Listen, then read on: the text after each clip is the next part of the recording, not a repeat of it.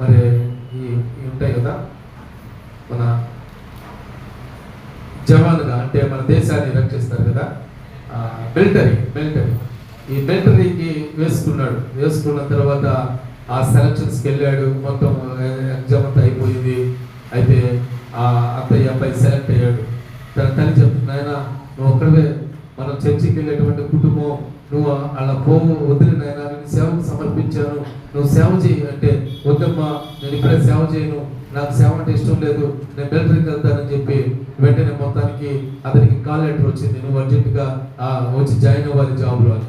వెంటనే తన తల్లికి చెప్పాడు. తన తల్లి ఒప్పుకోలేదు, నువ్వు పోవడానికి అసలు వీలులేదని చెప్పింది.